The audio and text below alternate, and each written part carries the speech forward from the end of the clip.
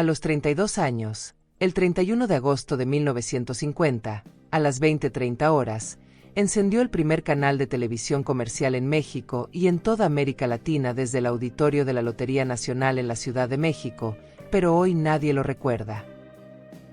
A los 37 años, el 26 de marzo de 1955, firmó un documento que lo convertiría en socio de Telesistema Mexicano y lo haría millonario, pero ese mismo documento también firmó su sentencia de muerte histórica. A los 88 años, el 18 de mayo de 2006, murió en su casa de la delegación Magdalena Contreras después de una larga enfermedad, viendo cómo su periódico The News había cerrado 4 años antes, viendo cómo su imperio se evaporaba, viendo cómo cada pantalla de México brillaba con el apellido Azcárraga mientras el suyo desaparecía. Hoy, en febrero de 2026, han pasado 20 años desde su muerte.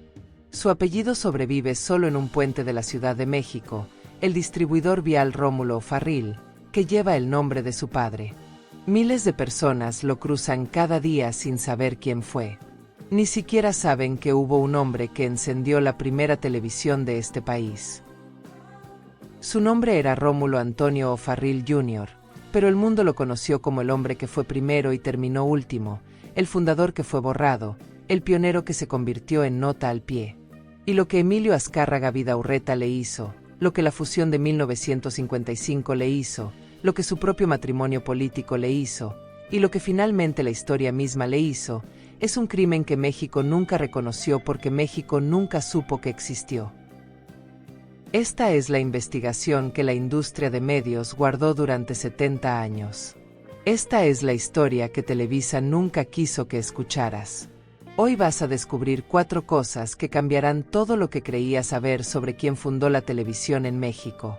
Primero, el documento de concesión del 21 de julio de 1949, firmado por el gobierno de Miguel Alemán Valdés, que prueba que Rómulo O'Farrill Silva y su hijo Rómulo O'Farrill Jr. obtuvieron la primera concesión de televisión comercial en México, el canal 4XHTV, un año completo antes de que Emilio Azcárraga Vidaurreta obtuviera la suya para el Canal 2, y 14 meses antes de que Azcárraga encendiera su primera transmisión el 21 de marzo de 1951. Segundo, el secreto transformador de la fusión del 26 de marzo de 1955, cuando 3 canales se convirtieron en Telesistema Mexicano y O'Farrill, el que había sido primero, aceptó entregar el control a cambio de acciones mientras Azcárraga se quedaba con el doble de acciones, la presidencia de la empresa, y el control absoluto de la narrativa sobre quién había fundado la televisión mexicana. Tercero, la revelación oculta sobre su matrimonio con Hilda Ávila Camacho, la hija mayor del general Maximino Ávila Camacho, el cacique más corrupto de Puebla, el hombre que acumuló 25 millones de pesos en 4 años como gobernador robando al Estado, el hombre que tenía vínculos documentados con empresarios nazis, el hombre que fue probablemente envenenado por sus enemigos en 1945. Una alianza matrimonial que conectó a O'Farrill con el poder político, pero que también lo encadenó a un sistema de corrupción que eventualmente lo devoró. Y cuarto, la verdad final sobre cómo su imperio periodístico Novedades colapsó en 2002, 4 años antes de su muerte, dejándolo ver en vida cómo su legado se evaporaba periódico por periódico, estado por estado, página por página, mientras el apellido Azcárraga brillaba en cada pantalla, en cada telenovela, en cada noticiero, en cada memoria de México sobre quién había creado la televisión. Te voy a avisar cuando llegue cada una de estas revelaciones. Si te vas antes del final, te pierdes la cuarta, y la cuarta es la que explica por qué hoy, cuando le preguntas a cualquier mexicano quién fundó la televisión en México, te dice Emilio Azcárraga, cuando la respuesta correcta es Rómulo O'Farrill. Pero antes de hablar de cómo perdió todo, necesitas entender cómo lo tuvo todo primero. Y para entender eso, necesitas retroceder hasta 1917, hasta Puebla, hasta una familia irlandesa que había llegado a México en el siglo XVIII con un apellido que significaba ambición. El 15 de diciembre de 1917, en la ciudad de Puebla, mientras México todavía sangraba heridas abiertas por la revolución que había empezado 7 años antes, mientras Emiliano Zapata y Pancho Villa todavía peleaban en el sur y el norte, mientras el país se desangraba entre generales y caciques, Nació el primer hijo de Rómulo O'Farrill Silva y su esposa Naude. Le pusieron el mismo nombre del padre, Rómulo Antonio O'Farrill Jr. Séptima generación de O'Farrills en México. Guarda este detalle del apellido irlandés, porque va a volver. El apellido O'Farrill había llegado a México en las primeras décadas del siglo XIX. Dos hermanos del condado de Longford, Irlanda, Stephen O'Farrell, nacido en 1807, y Joachim O'Farrell, nacido en 1809, emigraron a España y luego a la región del Caribe junto con un tercer hermano cuyo nombre se perdió en la historia. Stephen se fue a Estados Unidos. El hermano perdido se fue a Cuba. Y Joachim se instaló en Puebla, México, donde cambió su apellido a Joaquín O'Farrill, se casó, tuvo una hija llamada Rosa María, y al menos dos hijos, José Adrián y Miguel. Miguel O'Farrill fue el abuelo de Rómulo O'Farrill Silva, el bisabuelo de nuestro Rómulo Jr.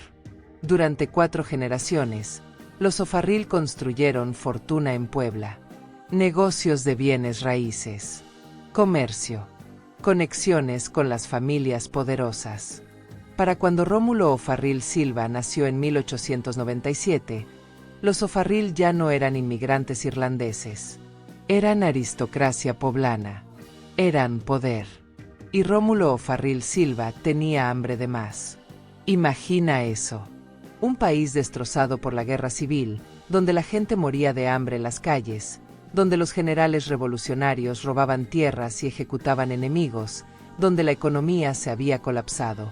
Y en medio de ese caos, en 1927, cuando Rómulo Jr. tenía apenas 10 años, su padre Rómulo Silva abrió una planta ensambladora de automóviles en Puebla.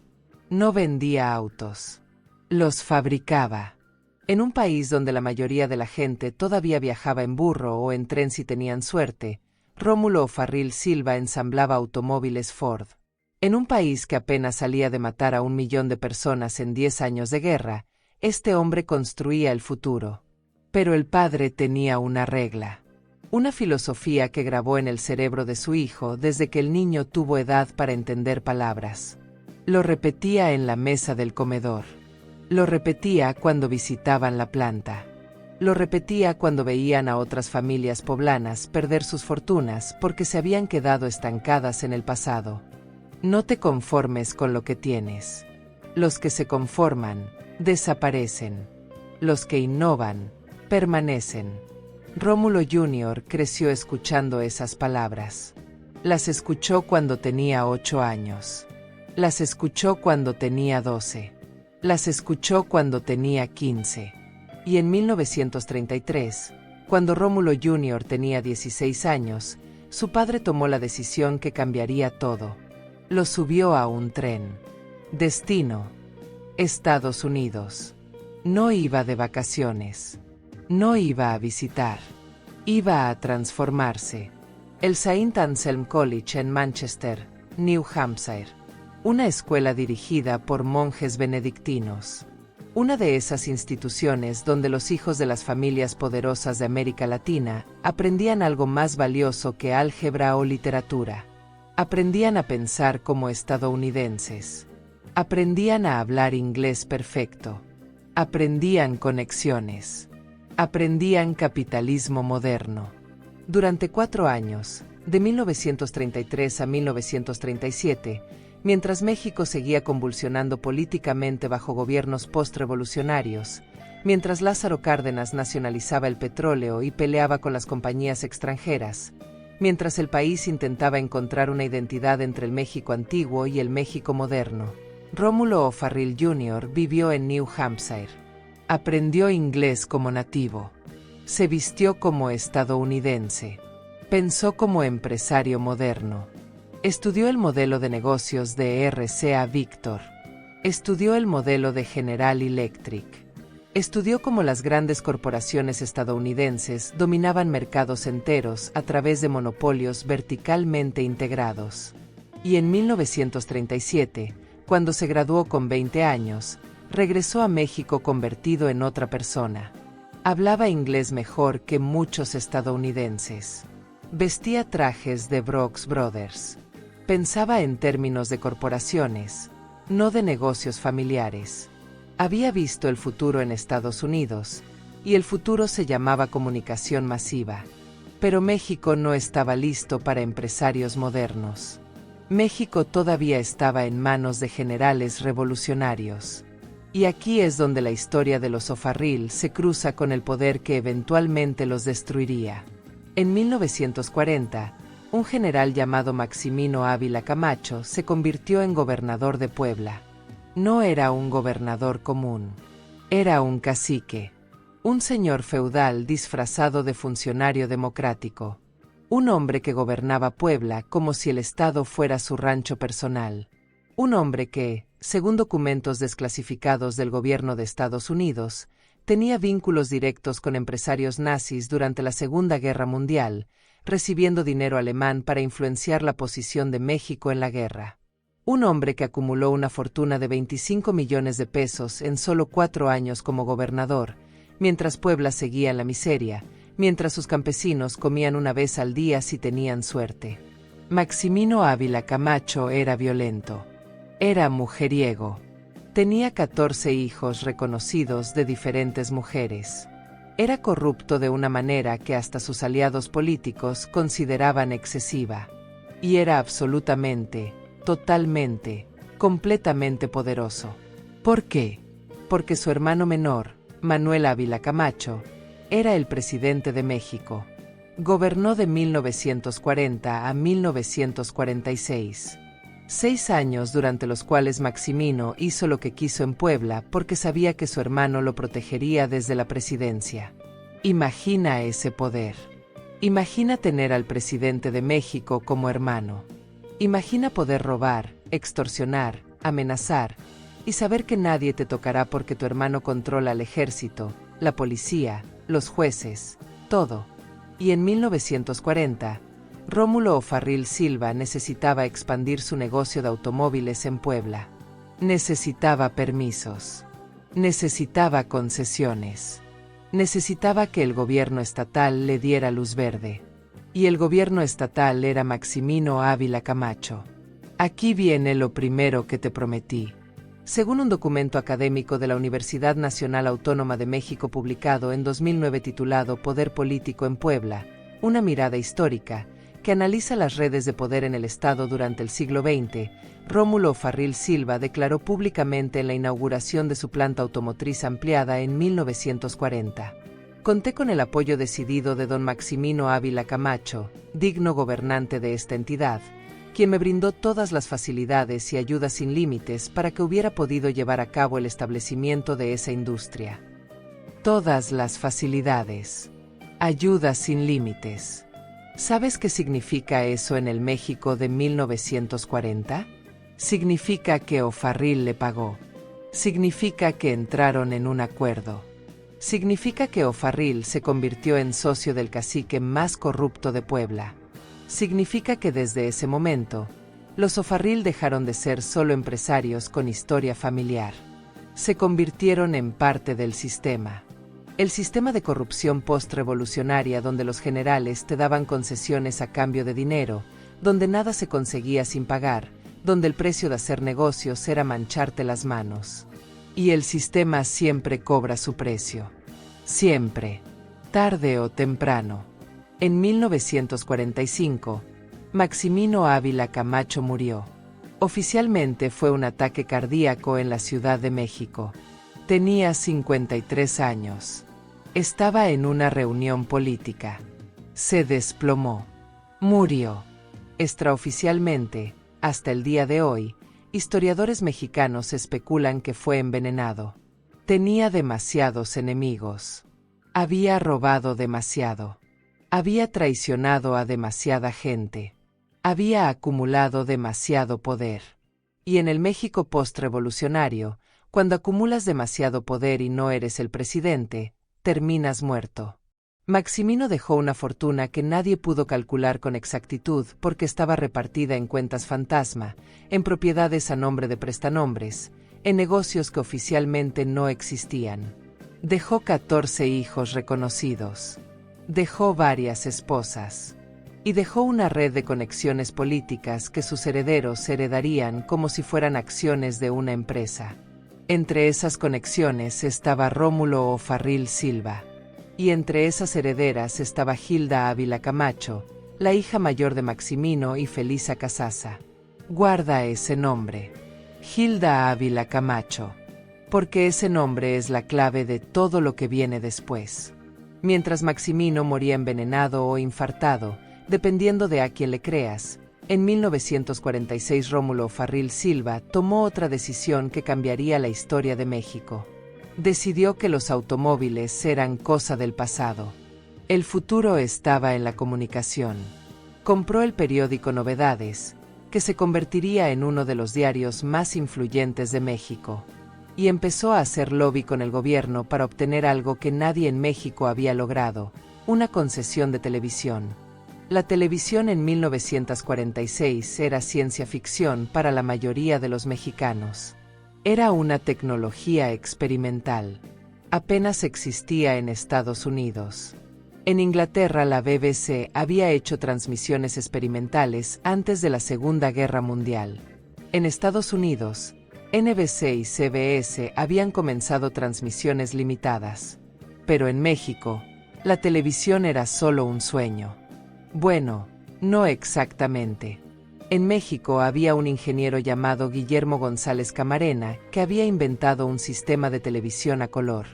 En 1939 había patentado el sistema tricromático secuencial de campos. En 1940 obtuvo la patente en México y Estados Unidos. Y desde 1946 estaba haciendo transmisiones experimentales con el permiso XC1GC, transmitiendo desde equipos que él mismo había construido, mostrando que la televisión mexicana era posible. Pero González Camarena era un inventor, un ingeniero, un soñador. No era un empresario. No tenía capital. No tenía las conexiones políticas necesarias para convertir la televisión en un negocio comercial masivo. Rómulo O'Farrill Silva tenía todo lo que González Camarena no tenía. Tenía dinero. Tenía conexiones políticas. Tenía la visión empresarial. Había visto la televisión en Estados Unidos. Sabía que era el futuro. Sabía que el que controlara la televisión controlaría México. Y tenía un aliado perfecto en el gobierno. En 1946, Manuel Ávila Camacho terminó su presidencia. Lo reemplazó Miguel Alemán Valdés, que gobernó de 1946 a 1952. Miguel Alemán fue el primer presidente civil de México después de décadas de generales revolucionarios. Era joven, 46 años cuando asumió. Era guapo. Era carismático. Y creía en algo radical para el México de esa época. Creía en el capitalismo privado. Creía que México se desarrollaría más rápido si le daba concesiones a empresarios privados en lugar de nacionalizar todo como Estado. Creía que los empresarios, motivados por la ganancia, construirían mejor que los burócratas. Era, en esencia, el anticárdenas, que había nacionalizado el petróleo. Y Miguel Alemán era amigo de Rómulo O'Farrill Silva. En 1947, Miguel Alemán le pidió a González Camarena que hiciera un estudio sobre los diferentes sistemas de televisión que estaban surgiendo en el mundo y que recomendara qué normas debería adoptar México. González Camarena trabajó en ese estudio. Y al mismo tiempo, Alemán empezó a distribuir las primeras concesiones de televisión. No a través de un proceso transparente. No a través de licitación pública. A través de favores. A través de amistades. A través del sistema. El 21 de julio de 1949, el gobierno mexicano otorgó la primera concesión de televisión comercial en México y en toda América Latina. No fue a Emilio Azcárraga Vidaurreta. No fue al magnate de la radio con su imperio XCW, la voz de América Latina desde México. No fue al hombre que controlaba la radio mexicana. Fue a Rómulo O'Farrill Silva y su hijo, Rómulo O'Farrill Jr. Canal 4XHTV. El primero. El fundador. El que abrió la puerta. El que hizo historia. Rómulo Jr. tenía 31 años. Su padre tenía 52. Y juntos habían conseguido lo que nadie más en México, nadie en toda América Latina, había logrado: el derecho exclusivo a crear la primera televisión comercial. Durante un año trabajaron para construir la infraestructura. Compraron equipos de RCA Víctor. Contrataron técnicos. Entrenaron camarógrafos que nunca habían visto una cámara de televisión. Construyeron estudios. Instalaron antenas.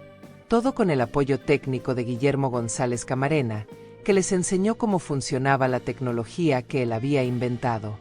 Y finalmente, el 31 de agosto de 1950, a las 20:30 horas exactas, desde el auditorio de la Lotería Nacional ubicado en la Ciudad de México, Rómulo O'Farrill Jr. encendió el canal 4XHTV, la primera transmisión en vivo de televisión comercial en México. La primera transmisión en vivo de televisión comercial en toda América Latina. ¿Qué transmitieron? Un programa de rifas para los suscriptores del periódico Novedades. No fue glamoroso. No fue épico.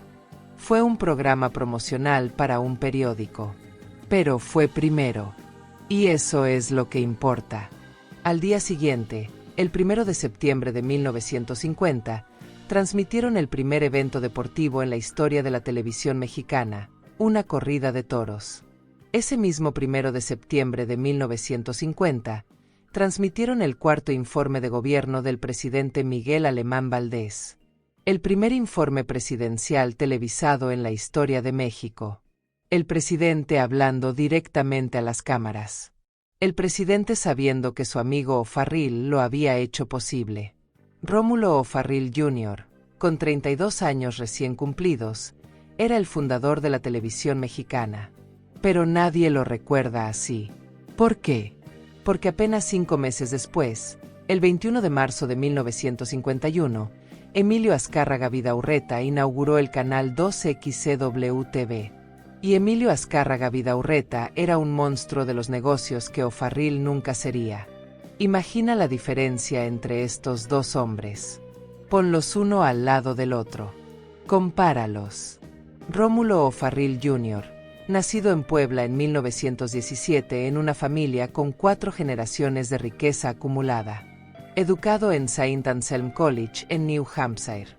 Hablaba inglés perfecto. Usaba trajes caros. Tenía modales refinados. Hacía negocios con contratos y apretones de mano entre caballeros. Confiaba en que la palabra de un hombre valía. Creía en las reglas. Era, en esencia, un aristócrata que jugaba a ser empresario. Emilio Azcárraga Vidaurreta, nacido en Tampico, Tamaulipas, el 2 de marzo de 1895 en una familia de inmigrantes vascos. Su padre Mariano Azcárraga López de Rivera trabajaba en aduanas. No eran ricos. No eran aristocracia. Cuando Emilio tenía 17 años, en 1912, trabajaba en una tienda de zapatos en Austin, Texas, vendiendo calzado mientras estudiaba negocios y economía por las noches en la Universidad de San Eduardo. A los 17 años, O'Farrill estaba construyendo radios en el sótano de su casa de Puebla. A los 17 años, Azcárraga vendía zapatos en Texas para sobrevivir. A los 22 años, Azcárraga fundó su primera empresa, vendiendo productos mexicanos de puerta en Estados Unidos. En 1917 fundó una distribuidora de automóviles Ford. En 1923 obtuvo la distribución de radios Victor Talking Machine. En 1930, con 35 años, fundó la XCW, la estación de radio que se convertiría en la voz de América Latina desde México. Para 1951, cuando inauguró el Canal 2, Azcárraga ya controlaba la radio mexicana. Tenía a los artistas más importantes exclusivos. Tenía a Pedro Infante cantando en sus estudios. Tenía a Jorge Negrete. Tenía a las estrellas del cine de oro grabando promocionales. Tenía el oído de millones de mexicanos que escuchaban XCW todos los días. Y tenía algo que O'Farrill nunca tendría: hambre. El hambre del que empezó sin nada. El hambre del que vendió zapatos de puerta en puerta. El hambre del que no puede permitirse perder porque sabe lo que es no tener nada. En 1952, Guillermo González Camarena, el ingeniero que había inventado la televisión a color y que había ayudado técnicamente tanto a O'Farrill como a Azcárraga, inauguró su propio canal, el 5XHGC. Canal 5. El canal que lleva sus iniciales en las siglas. Ahora había 3 canales en México. El 4 de O'Farrill. El 2 de Azcárraga. El 5 de González Camarena. Los 3 competían por los mismos anunciantes. Los 3 competían en un mercado donde apenas había 20,000 televisores en todo México. Los 3 perdían dinero cada mes. Los 3 sabían que esto no era sostenible. Y los 3 sabían que eventualmente tendrían que fusionarse. La pregunta no era si, era cuándo. ¿Y quién controlaría la fusión? Aquí es donde Rómulo O'Farrill Jr. cometió el error que lo borraría de la historia para siempre. Para 1954, la situación era insostenible. O'Farrill estaba perdiendo dinero con el Canal 4. Cada transmisión costaba más de lo que generaba en publicidad. González Camarena estaba perdiendo dinero con el Canal 5. Su pasión era la ingeniería, no los negocios, y el canal sangraba capital. Incluso Azcárraga, con todo su poder en radio, estaba perdiendo dinero con el Canal 2. La televisión era demasiado cara. Los equipos costaban fortunas. Los anunciantes eran pocos. Y dividir el mercado en 3 no funcionaba. Necesitaban fusionarse. Pero nadie quería entregar el control. Emilio Azcárraga Vidaurreta hizo algo que O'Farrill no esperaba. Fue directo con el presidente Miguel Alemán, el mismo que le había dado la primera concesión a O'Farrill, y le propuso un trato. Dame tu apoyo para controlar la fusión, y a cambio, tu familia será socia del negocio más grande de México. Cuando termines tu presidencia en 1952, necesitarás dinero. Los presidentes mexicanos no pueden reelegirse. Una vez fuera del poder, necesitan asegurar su futuro económico. Yo te doy acciones. Tú me das control. Miguel Alemán, que terminaría su presidencia en diciembre de 1952, sabía que Azcárraga tenía razón. Necesitaba asegurar su futuro económico. Los presidentes mexicanos salían del poder con mucho prestigio, pero poco dinero legítimo. Las fortunas se hacían mientras estabas en el poder, no después. Y la televisión sería el negocio del futuro. El que controlara la televisión controlaría la información. Y el que controlara la información controlaría México. Aceptó. Trabajaron durante 2 años negociando.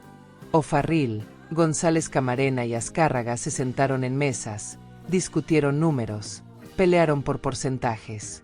O'Farrill argumentaba que él había sido primero, que su concesión era la número 1, que había encendido la primera televisión. González Camarena argumentaba que su tecnología era la que hacía posible todo. Azcárraga argumentaba que él tenía el poder mediático, los artistas, la experiencia en medios masivos. Y finalmente, el 26 de marzo de 1955, firmaron el documento. Nació Telesistema Mexicano. Las acciones se distribuyeron según un esquema que quedaría documentado en los archivos de la empresa. Capital total, 10 millones de pesos. Acciones totales, 10,000 acciones de 1,000 pesos cada una. Distribución. Emilio Azcárraga Vidaurreta, 4,000 acciones. El 40%. Su hijo, Emilio Azcárraga Milmo, 500 acciones. El 5%. Rómulo O'Farrill Silva, participación minoritaria como propietario del Canal 4. Guillermo González Camarena, participación minoritaria como propietario del Canal 5. La familia Alemán, participación como pago por el favor político. Y el cargo más importante, presidente de Telesistema Mexicano. Emilio Azcárraga Vidaurreta. No O'Farrill, el que había sido primero. no González Camarena, el que había inventado la tecnología. Azcárraga, el tiburón, el que había negociado mejor, el que había entendido que en los negocios de medios, el control importa más que ser primero. Aquí viene lo segundo que te prometí. Rómulo O'Farrill Jr., el hombre que el 31 de agosto de 1950 había encendido la primera televisión en México, el pionero, el fundador, aceptó ser socio minoritario. Aceptó que Azcárraga fuera presidente. Aceptó que Azcárraga controlara la narrativa. ¿Por qué? Porque era un caballero. Porque creía en los contratos. Porque pensó que ser socio de Azcárraga era mejor negocio que competir contra Azcárraga. Porque pensó que el negocio crecería tanto que todos ganarían. Porque creyó que ser primero significaba algo. Porque no entendió la lección más importante de los medios de comunicación. El que controla la narrativa controla la historia. Y Azcárraga controlaba la narrativa. Desde 1955, cada vez que se hablaba de Telesistema Mexicano en los noticieros, se mencionaba a Emilio Azcárraga Vidaurreta como el fundador, como el visionario, como el padre de la televisión mexicana. En los periódicos, Emilio Azcárraga, fundador de Telesistema Mexicano. En las revistas, Emilio Azcárraga, el padre de la televisión mexicana. En las biografías, Emilio Azcárraga, pionero de las telecomunicaciones. Rómulo O'Farrill Jr. era mencionado de pasada, uno de los socios. Accionista de Telesistema, junto con otros empresarios. Nunca como el primero, nunca como el que encendió la primera televisión, nunca con la reverencia que se le daba a Azcárraga. Imagina vivir con eso. Imagina saber que fuiste primero. Imagina tener el documento de concesión con fecha 21 de julio de 1949. Imagina haber encendido la primera transmisión el 31 de agosto de 1950. Imagina haber transmitido el primer informe presidencial. Imagina haber hecho historia. Y que nadie lo recuerde. Pero O'Farrill todavía tenía algo. Todavía tenía sus acciones en Telesistema. Todavía tenía su periódico Novedades. Todavía tenía conexiones políticas que venían de algo que no hemos discutido todavía. Su matrimonio.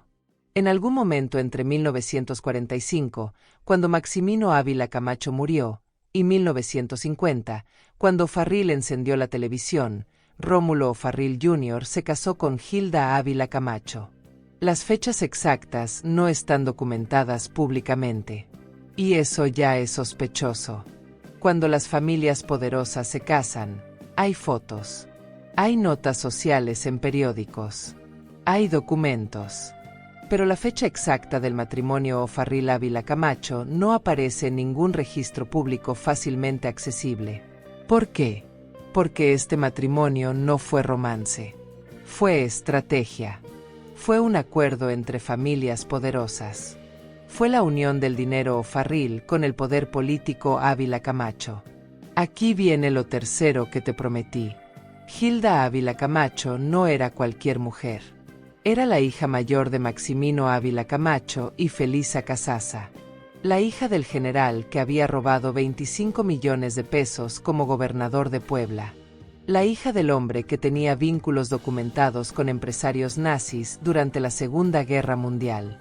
La hija del hombre que tenía 14 hijos reconocidos de diferentes mujeres.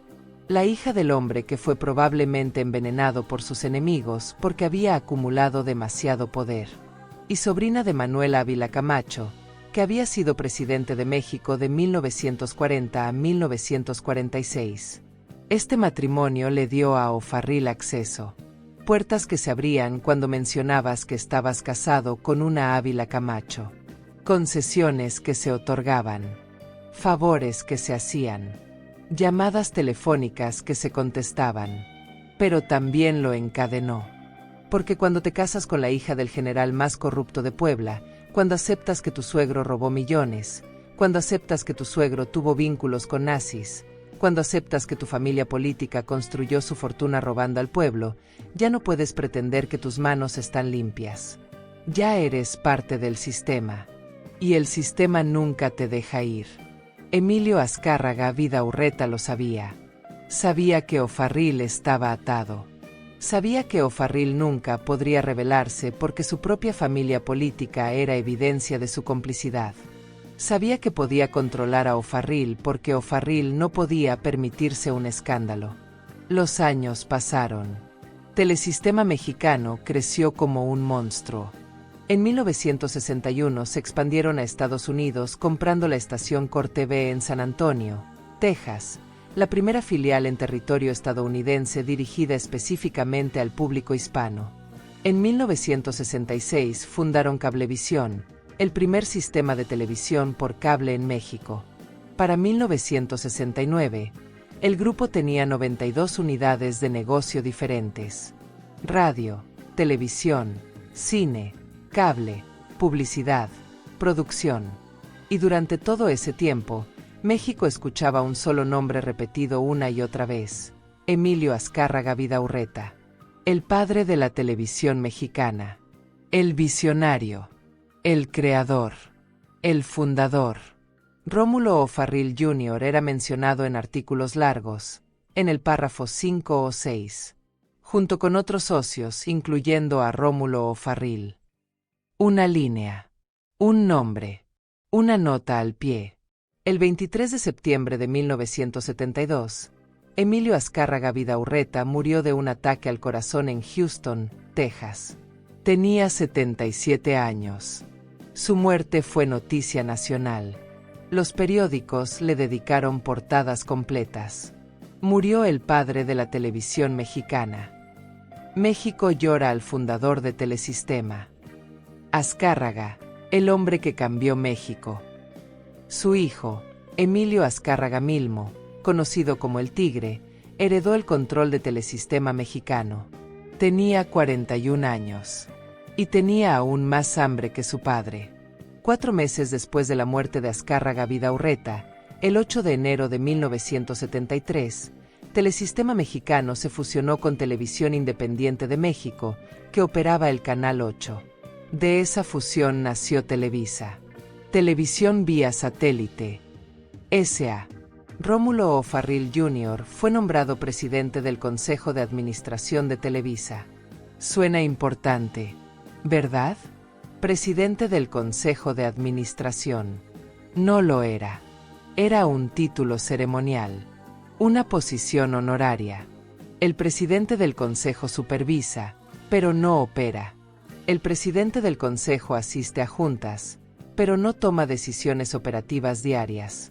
El verdadero poder lo tenía el presidente ejecutivo, el que manejaba la empresa día a día, el que decidía qué programas se producían, qué artistas se contrataban, qué contenido se transmitía, qué narrativa se contaba. Y el presidente ejecutivo era Emilio Azcárraga Milmo, el Tigre. O'Farrill tenía el título. Azcárraga tenía el poder. O'Farrill iba a juntas trimestrales. Azcárraga controlaba Televisa todos los días. Rómulo O'Farrill Jr., ahora con 55 años, entendió en ese momento que nunca tendría más que eso, que sería socio minoritario para siempre, que la historia lo había borrado, que los libros de texto dirían que Emilio Azcárraga fundó la televisión mexicana, que su única victoria era haber sido primero. Y nadie recuerda a los primeros cuando los segundos fueron más grandes. Entonces hizo lo único que podía hacer, se enfocó en lo que sí controlaba. Los periódicos. Novedades había crecido. En 1969, O'Farrill y su socio Andrés García Lavín fundaron una cadena de periódicos que distribuía novedades en Guerrero, Tabasco, Campeche, Yucatán y Quintana Roo. En 1950 habían lanzado The News, el periódico en inglés dirigido a la comunidad estadounidense y extranjera en México, que se convertiría en el periódico en inglés más antiguo de América Latina. Los periódicos eran suyos. Ahí sí tenía control. Ahí sí su apellido importaba. Ahí sí era presidente real, no ceremonial. Pero los periódicos no son la televisión. Los periódicos no tienen el alcance de la televisión. Los periódicos no crean leyendas como la televisión. Los periódicos no controlan la narrativa nacional como la televisión. Y los periódicos, para el año 2000, estaban muriendo. Los años 90 fueron brutales para O'Farrill. Su esposa Hilda empezó a enfermarse. Habían estado casados 50 años. Habían tenido 6 hijos, solo 4 de los cuales sobrevivieron: Víctor Hugo, Hilda Gloria, José Antonio y Roberto. Hilda se debilitaba, y su imperio periodístico sangraba dinero. La televisión que él había fundado era ahora un monstruo que él no controlaba. Televisa dominaba México. Las telenovelas mexicanas dominaban América Latina. Emilio Azcárraga Milmo, el Tigre, se había convertido en el hombre más rico de México. En 1993, la revista Forbes lo nombró uno de los hombres más ricos del mundo. Y nadie mencionaba que Rómulo O'Farrill había sido el primero. En 1997, el Tigre renunció a la presidencia ejecutiva de Televisa. Estaba enfermo. Cáncer. Se fue sabiendo que moriría pronto. Dejó a su hijo, Emilio Azcárraga Llán, de 29 años, en su lugar. El 16 de abril de 1997, Emilio Azcárraga Milmo murió. Tenía 66 años. México lloró al Tigre.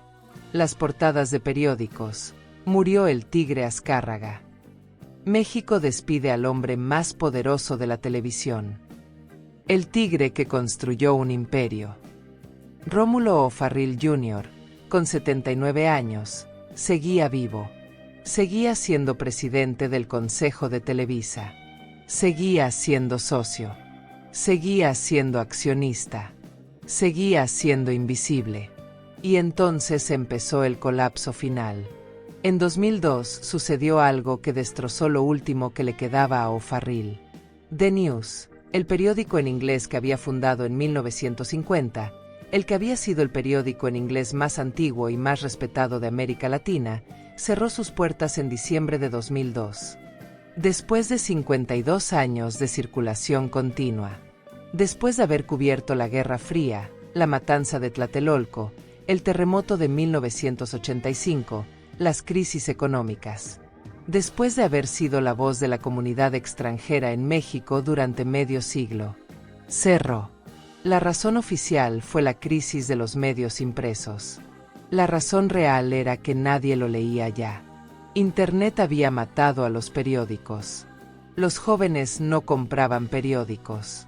Los anunciantes se iban a Internet. El modelo de negocio que funcionó durante 50 años había muerto en una década. Novedades de México también colapsó. El periódico que su padre había comprado en los años 40, el que había sido el buque insignia del imperio O'Farrill, se redujo a ediciones locales en Quintana Roo y Guerrero, estados donde nadie lo leía, donde solo sobrevivía por publicidad oficial del gobierno. Según Jorge Octavio Cano Aguilar, el último director de novedades de Acapulco que cerró en 2021, el periódico colapsó finalmente porque los gobiernos de Morena no quisieron apoyarlo con publicidad oficial. Pero esa era solo la excusa. La verdad es que nadie compraba periódicos ya.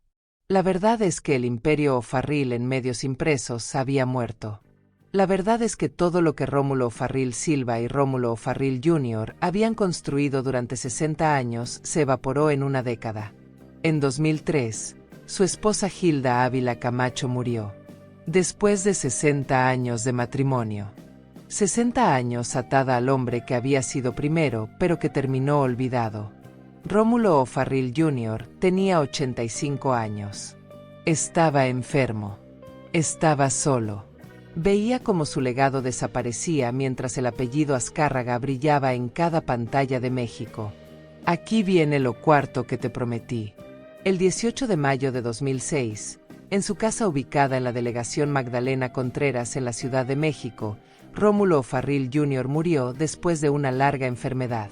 Tenía 88 años. Había vivido casi un siglo. Había visto nacer la televisión mexicana porque la había encendido. Había visto crecer a Televisa hasta convertirse en el imperio más grande de medios en español del mundo. Había visto 3 generaciones de Azcárragas controlar su empresa. Había visto morir su periódico. Había visto desaparecer su apellido de la historia. El obituario en Novedades de Quintana Roo, uno de los últimos periódicos que todavía llevaba el nombre que su padre había fundado, decía: "El México moderno ha perdido a uno de sus hombres de negocios más ilustres". Pero México no lo lloró. México no se detuvo. Porque México no sabía quién era Rómulo O'Farrill Jr. Si sales a la calle hoy, en febrero de 2026, y le preguntas a cualquier mexicano, ¿quién fundó la televisión en México?, te dirá: Emilio Azcárraga. Algunos, los más educados, mencionarán a Guillermo González Camarena, el ingeniero que inventó la televisión a color y que murió en un accidente automovilístico en 1965 cuando iba a inspeccionar un transmisor en Veracruz. Nadie dirá: Rómulo O'Farrill, el que fue primero. El que el 31 de agosto de 1950 a las 20:30 horas encendió el canal 4XHTV, el primer canal de televisión comercial en México y en toda América Latina. Hoy, en febrero de 2026, han pasado 20 años desde su muerte. Su apellido sobrevive en un puente. El distribuidor vial Rómulo O'Farrill en la Ciudad de México. Nombrado en honor a su padre, Rómulo O'Farrill Silva. La gente cruza ese puente todos los días. Miles de autos cada hora. Nadie sabe quién fue. Nadie sabe que ese apellido encendió la primera televisión de México. Su hijo Víctor Hugo O'Farrill trabajó durante más de 20 años como uno de los creativos más poderosos de Televisa. Eventualmente se fue. En foros de internet de principios de los 2000, testimonios que llevan su nombre describen las intrigas internas de Televisa, como la empresa se convirtió en un monstruo que devoraba a su propia gente, como los Azcárraga consolidaron todo el poder y los demás socios se volvieron irrelevantes, invisibles, olvidados. Ninguno de sus 4 hijos continuó el imperio. Porque no había imperio que continuar. Solo había acciones de Televisa que generaban dividendos, pero no poder. Solo había memoria de un periódico muerto. Solo había el silencio de una historia que México decidió no contar. En 2022, Televisa se fusionó con Univisión para crear Televisa Univisión, la empresa de medios en español más grande del mundo. Valor de mercado: más de $13,000 millones. Alcance: 500 millones de hispanohablantes en 100 países. En su sitio web oficial, en la sección de Historia Corporativa, hay una línea sobre Rómulo O'Farrill Jr. Rómulo O'Farrill Jr. lanzó la primera estación de televisión de México, XHTV Canal 4, seguido por el lanzamiento de Canal 2 en XCW Canal 2 por Emilio Azcárraga, meses después. Una sola línea. En un apartado de cronología. Sin foto. Sin reverencia. Sin reconocimiento de que ese hombre fue el primero. En 2009, 3 años después de su muerte, un estudio académico de la Universidad Nacional Autónoma de México titulado Poder Político en Puebla durante el siglo XX documentó cómo Rómulo O'Farrill Silva se alió con Maximino Ávila Camacho para construir su imperio. Documentó las palabras exactas, todas las facilidades y ayudas sin límites. Documentó cómo esas alianzas con el poder político corrupto le dieron las concesiones. Documentó cómo el sistema que él ayudó a crear eventualmente lo devoró. En 2010, el historiador Alejandro Quintana publicó un libro académico titulado Maximino Ávila Camacho and the One Party State, The Taming of Caudillismo and Caciquismo in Post-Revolutionary México, documentando cómo el cacicazgo de Maximino se basó en patronazgo, favoritismo, corrupción, coerción y cooptación. Como Maximino fue la encarnación del cacique mexicano del siglo XX. Y Rómulo O'Farrill Jr. estuvo casado con la hija de ese hombre durante 60 años. Recapitulemos esta historia en números fríos, en fechas exactas, en eventos que no se pueden negar. 1917, el 15 de diciembre, nace Rómulo O'Farrill Jr. en Puebla. 1927, A los 10 años, su padre abre planta ensambladora de autos. 1933, a los 16 años, es enviado a estudiar a Estados Unidos. 1937, a los 20 años, se gradúa y regresa convertido en empresario moderno. 1940, su padre se alía con Maximino Ávila Camacho, todas las facilidades y ayuda sin límites.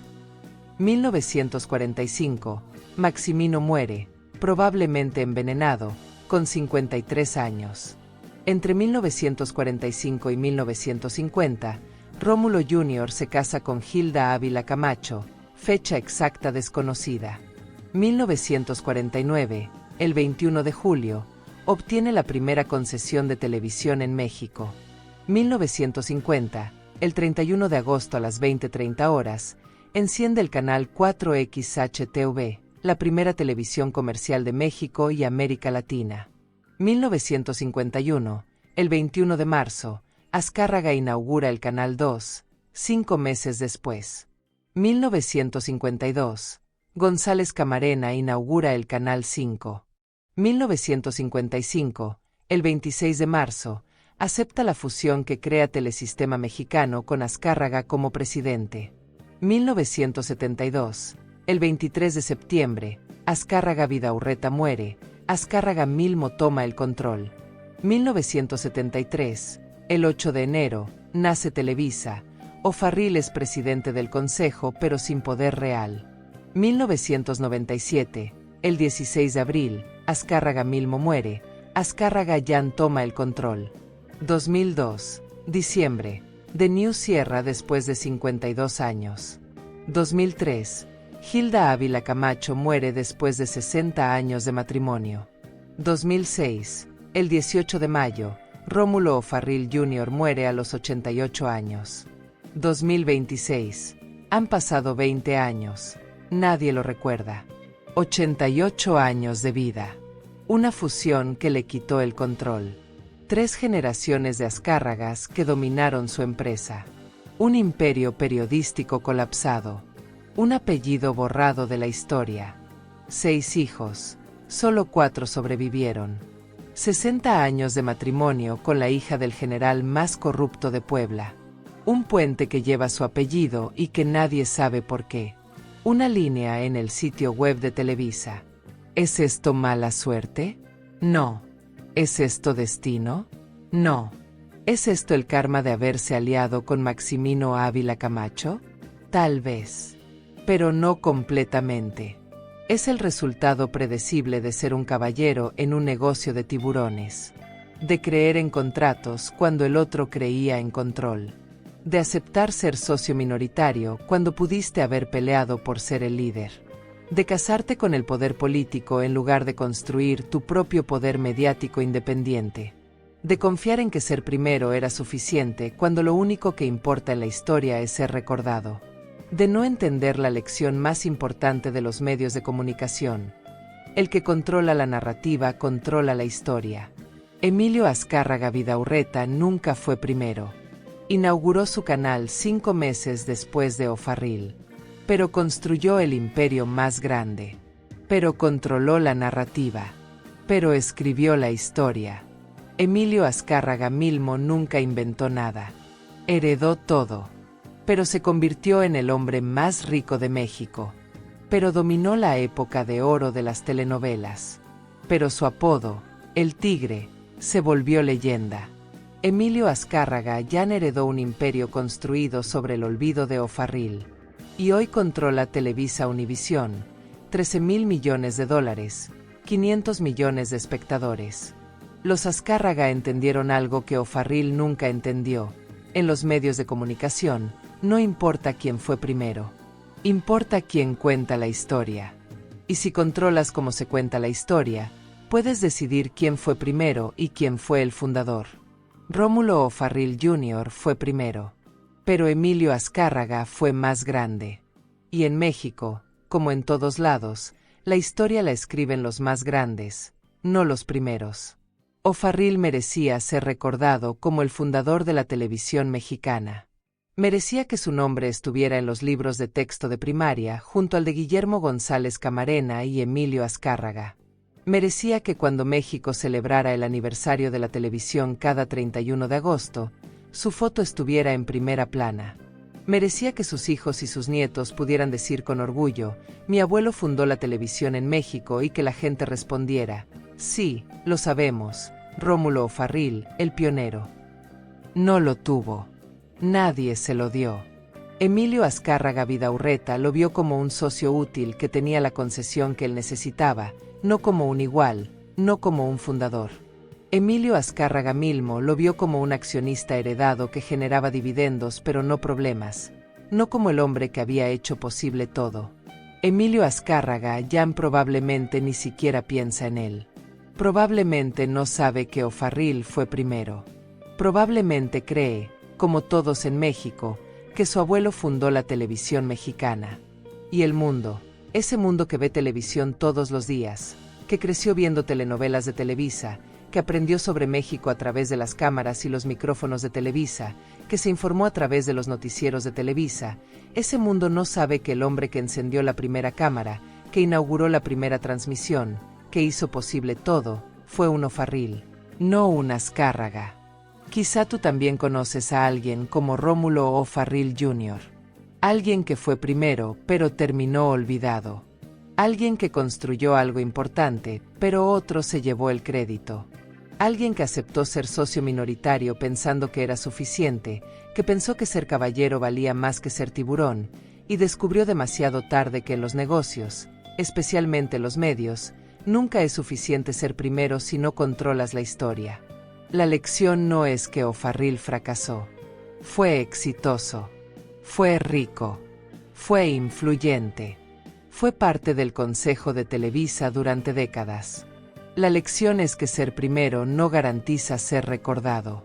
Que las fusiones siempre benefician al más fuerte, no al más antiguo. Que los caballeros pierden contra los tiburones cuando las reglas las escribe el tiburón. Que en México, como en todos lados, el poder político que te da ventaja hoy es la misma corrupción que te hunde mañana cuando el poder cambia de manos. Que si no controlas cómo se cuenta tu historia, alguien más la contará por ti. Y ese alguien más contará la historia donde él es el héroe y tú eres la nota al pie. Pero la historia de O'Farrill no existe en el vacío. Existe en un México donde el poder y los medios siempre estuvieron casados.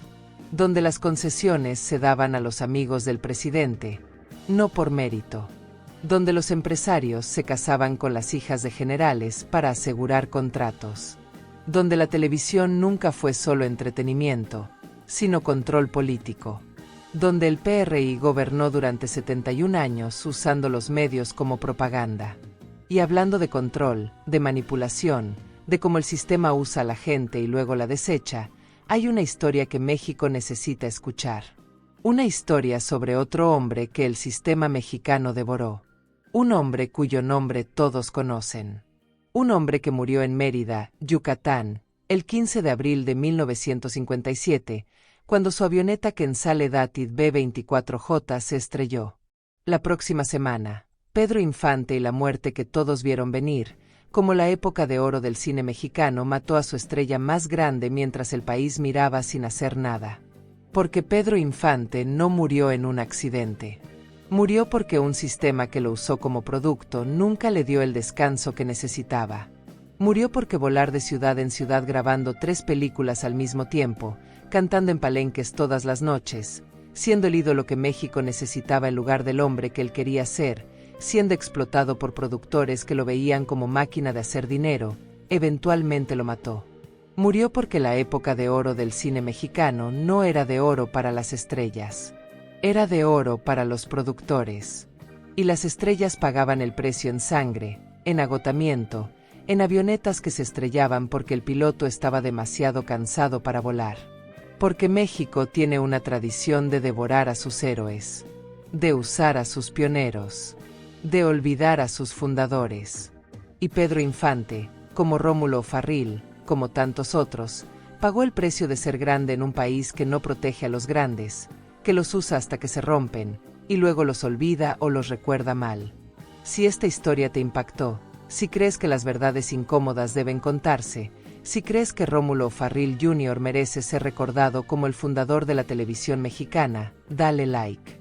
Suscríbete porque la próxima semana descubrirás cómo el ídolo de México murió piloteando una avioneta que no debió pilotar, después de una filmación que no debió hacer, en un vuelo que todos sabían era suicida, pero nadie detuvo porque Pedro Infante generaba demasiado dinero como para dejarlo descansar.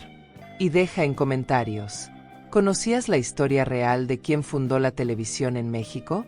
Porque las leyendas son humanas. Y los humanos, cuando aceptan ser segundos después de haber sido primeros, terminan olvidados. Nos vemos la próxima semana.